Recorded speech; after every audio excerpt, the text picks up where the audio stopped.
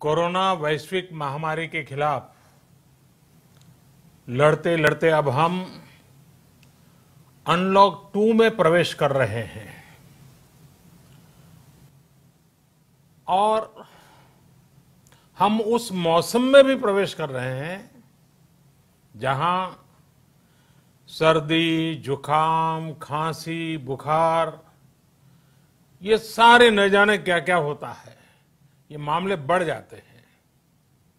ऐसे में मेरी आप सभी देशवासियों से प्रार्थना है कि ऐसे समय अपना ध्यान रखिए। साथियों, ये बात सही है कि अगर कोरोना से होने वाली मृत्यु दर को देखें तो दुनिया के अनेक देशों की तुलना में भारत संभली हुई स्थिति में है। समय पर किए गए लॉकडाउन और अन्य फैसलों ने भारत में लाखों लोगों का जीवन बचाया है, लेकिन हम ये भी देख रहे हैं कि जब से देश में अनलॉक 1 हुआ है, व्यक्तिगत और सामाजिक व्यवहार में लापरवाही जरा बढ़ती ही चली जा रही है। पहले हम मास्क को लेकर, 2 गज की दूरी को लेकर 20 सेकंड तक दिन में कई बार हाथ धोने को लेकर बहुत सतर्क थे, लेकिन आज जब हमें ज्यादा सतर्कता की जरूरत है तो लापरवाही बढ़ना बहुत ही चिंता का कारण है। साथियों, लॉकडाउन के दौरान बहुत गंभीरता से नियमों का पालन किया गया था। अब सरकारों को, स्थानीय निकाय की संस्थाओं को, देश के नागरिकों को फिर से उसी तरह की सतर्कता दिखाने की जरूरत है। विशेषकर कंटेनमेंट जोन्स, उस पर तो हमें बहुत ध्यान देना होगा। जो भी लोग नियमों का पालन नहीं कर रहे हैं, हमें उन्हें टोकना होगा, रोकना होगा और समझाना भी होगा। अभी आपने खबरों में देखा होगा, एक देश के प्रधानमंत्री पर 13,000 रुपये का जुर्माना इसलिए लग गया क्योंकि वो सार्वजनिक स्थल पर मास्क पहने बिना गए थे। भारत में भी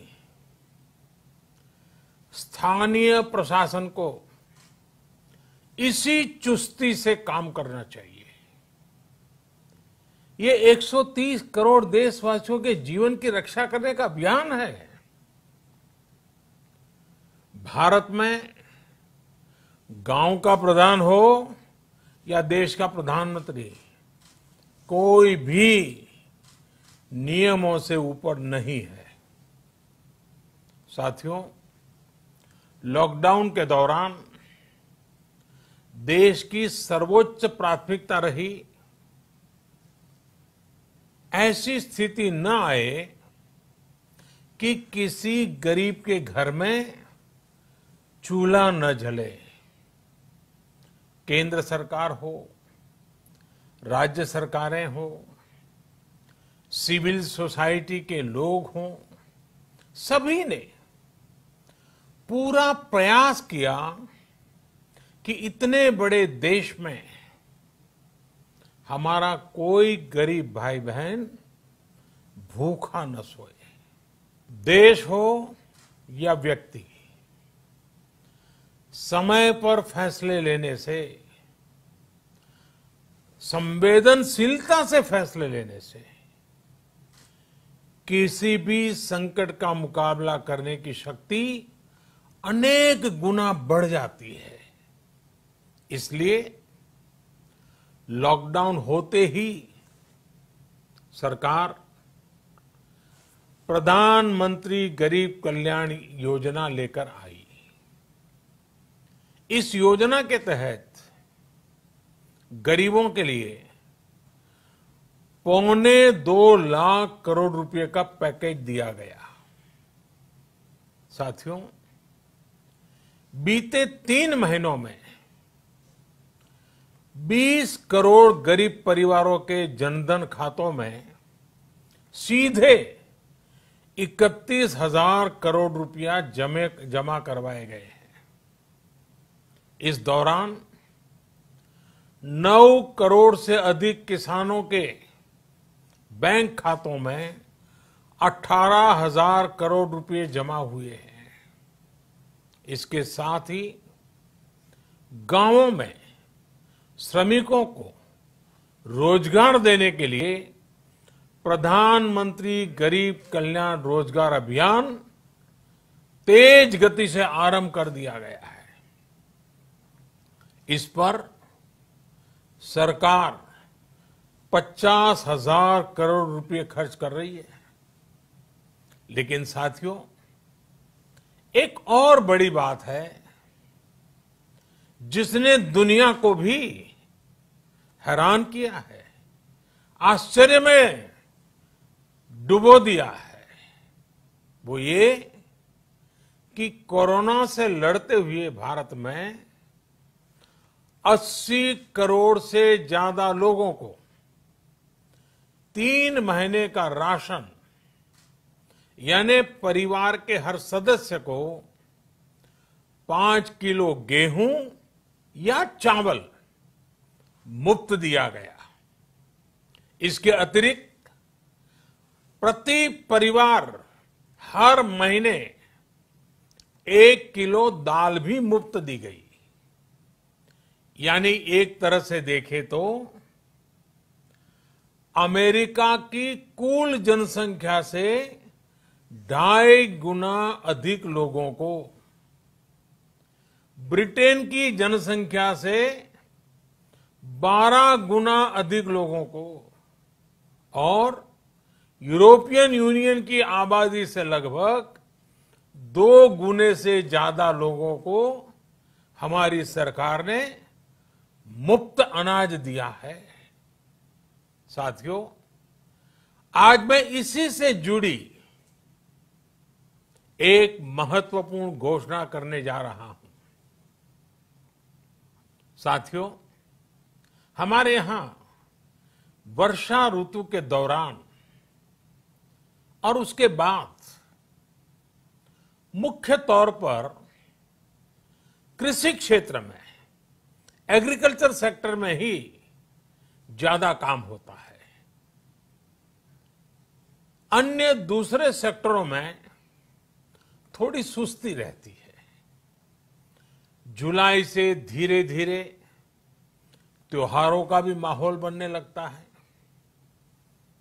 अब आप देखिए, अभी 5 जुलाई को गुरु पूर्णिमा है, फिर सावन शुरू हो रहा है, फिर 15 अगस्त आएगी, रक्षाबंधन आएगा, कृष्णा जन्माष्टमी आएगी, गणेश चतुर्थी आएगी, ओणम होगा और आगे जाएं तो काटी बिहू है, नवरात्रि है, दुर्गा पूजा है, दशहरा है, दीपावली है, छठी मैया की पूजा है। त्योहारों का ये समय जरूरतें भी बढ़ाता है, खर्च भी बढ़ाता है। इन सभी बातों को ध्यान में रखते हुए ये फैसला लिया गया है कि प्रधानमंत्री गरीब कल्याण अन्न योजना का विस्तार अब दिवाली और छठ पूजा तक, यानी नवंबर महीने के आखिर तक कर दिया जाएगा। यानी 80 करोड़ लोगों को मुफ्त अनाज देने वाली ये योजना अब जुलाई, अगस्त, सितंबर, अक्टूबर, नवंबर में भी लागू रहेगी। सरकार द्वारा इन 5 महीनों के लिए 80 करोड़ से ज्यादा गरीब भाई बहनों को हर महीने परिवार के हर सदस्य को 5 किलो गेहूं या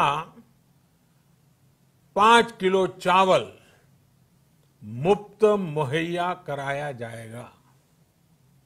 और साथ ही प्रत्येक परिवार को हर महीने 1 किलो चना भी मुफ्त दिया जाएगा।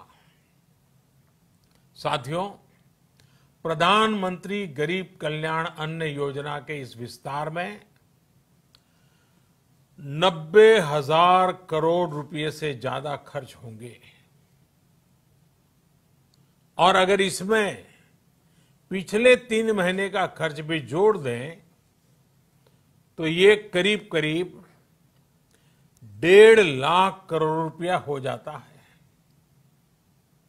अब पूरे भारत के लिए हमने एक सपना देखा है। कई राज्यों ने तो बहुत अच्छा काम भी किया है। बाकी राज्यों पर भी हम आग्रह कर रहे हैं कि इसको काम को आगे बढ़ाएं। और काम क्या है? अब पूरे भारत के लिए एक राशन कार्ड की व्यवस्था भी हो रही है। यानी एक राष्ट्र एक ration card, 1 nation 1 ration card. इसका सबसे बड़ा लाभ उन गरीब साथियों को मिलेगा जो रोजगार या दूसरी आवश्यकताओं के लिए अपना गांव छोड़ करके कहीं और जाते हैं, किसी और राज्य में जाते हैं। साथियों, आज गरीब को, जरूरतमंद को सरकार अगर मुफ्त अनाज दे पा रही है तो इसका श्रेय प्रमुख रूप से 2 वर्गों को जाता है। पहला, हमारे देश के मेहनती किसान, हमारे अन्नदाता। और दूसरा, हमारे देश के ईमानदार टैक्स पेयर। आपका परिश्रम, आपका समर्पण ही जिसकी वजह से देश ये मदद कर पा रहा है। आपने देश का अन्न भंडार भरा है, इसलिए आज गरीब का, श्रमिक का चूल्हा जल रहा है। आपने ईमानदारी से टैक्स भरा है, अपना दायित्व निभाया है, इसलिए आज देश का गरीब इतने बड़े संकट से मुकाबला कर पा रहा है। मैं आज हर गरीब के साथ ही देश के हर किसान, हर टैक्स पेयर का हृदय से बहुत बहुत अभिनंदन करता हूं, उन्हें नमन करता हूं। साथियों, आने वाले समय में हम अपने प्रयासों को और तेज करेंगे। हम गरीब, पीड़ित, शोषित, वंचित हर किसी को सशक्त करने के लिए निरंतर काम करेंगे। हम सारी एहतियात बरतते हुए इकोनॉमिक एक्टिविटीज को और आगे बढ़ाएंगे। हम आत्मनिर्भर भारत के लिए दिन रात एक करेंगे। हम सब लोकल के लिए वोकल होंगे। इसी संकल्प के साथ हम 130 करोड़ देशवासियों को मिलजुल करके संकल्प के साथ काम भी करना है, आगे भी बढ़ना है। फिर से एक बार मैं आप सबसे प्रार्थना करता हूं, आपके लिए भी प्रार्थना करता हूं, आपसे आग्रह भी करता हूं, आप सभी स्वस्थ रहिए, 2 गज की दूरी का पालन करते रहिए, गमछा, फेस कवर, मास्क ये हमेशा उपयोग कीजिए, कोई लापरवाही मत बरतिए। इसी आग्रह, इसी कामना के साथ मैं आप सभी को बहुत बहुत शुभकामनाएं देता हूं।